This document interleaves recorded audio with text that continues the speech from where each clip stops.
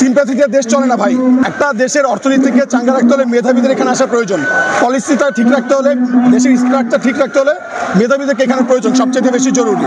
So এখন মেধাবীদের বাদ দিয়ে আপনি কোটা দিয়া, সিম্প্যাথি দিয়া দেশকে ভেঙে দিবেন, এটা হচ্ছে আপনার কোন যুক্তি? তাহলে আপনার বাবা, দাদা, নানা যার কথা আপনি বলতেছেন, তাদের যে অবদান এই দেশের প্রতি, সে অবদানকে তো আপনারা অস্বীকার করতেছেন।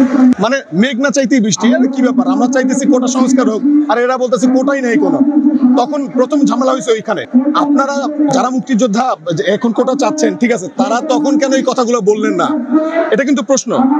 তারা কেন হচ্ছে কি, যখন সাধারণ শিক্ষার্থীরা এখানে আন্দোলন করেছে তখন আপনারা এখানে সবাই একসাথে হলেন না? তখন কেন, যখন একদম কোটা সম্পূর্ণ উঠাই দিল, তখন কেন আপনারা কথা বলেন না, আওয়াজ তুলেন না? তখন সাধারণ শিক্ষার্থীদের সাথে আপনারা একাত্মতা প্রকাশ করতেন। যদি তারা মনে করে যে তাদের দাদা, তাদের নানা, তারা মুক্তিযোদ্ধা, তাদের সম্মানে তারা আজকে এখানে আসছে, তো তাদের উচিত আজকে যারা সাধারণ শিক্ষার্থীরা আছে তাদের সাথে একাত্মতা প্রকাশ করে, সবার সাথে সমন্বয় করে একটা সিদ্ধান্ত নেওয়া, এবং হচ্ছে কি পলিসি মেকার যারা আছে তাদের কাছে বলা।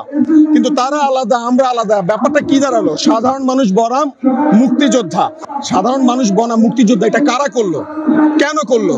এই প্রশ্নটা কবে তুলবেন? শিক্ষার্থীরা আজকে অবস্থান করে নাই, শিক্ষার্থীরা অবস্থান করতেছে সেই কবে থেকে।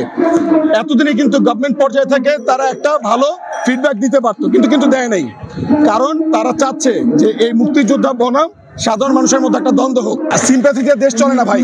একটা দেশের অর্থনীতিকে চাঙ্গা রাখতে হলে মেধাবীদের এখানে আসা প্রয়োজন। পলিসিটা ঠিক রাখতে হলে, দেশের স্ট্রাকচার ঠিক রাখতে হলে মেধাবীদেরকে এখানে প্রয়োজন, সবচেয়ে বেশি জরুরি। সো এখন মেধাবীদের বাদ দিয়ে আপনি কোটা দিয়া, সিম্প্যাথি দিয়া দেশকে ভেঙে দিবেন, এটা হচ্ছে আপনার কোন যুক্তি? তাহলে আপনার বাবা, দাদা, নানা যার কথা আপনি বলতেছেন, তাদের যে অবদান এই দেশের প্রতি, সে অবদানকে তো আপনারা অস্বীকার করতেছেন, আপনারাই সেটা হচ্ছে ক্ষুণ্ণ করতেছেন, আপনারা সেটা ধ্বংসের মুখে ফেলে দিতেছেন। তো আমি যারা এখন বলতেছে কোটা চাই, তাদেরকে বলবো যে ভাই, আপনি আমি আলাদা না, মাথায় রাখেন। আপনি আমি আলাদা না, আপনি আমার শত্রু না, আমি আপনার শত্রু না।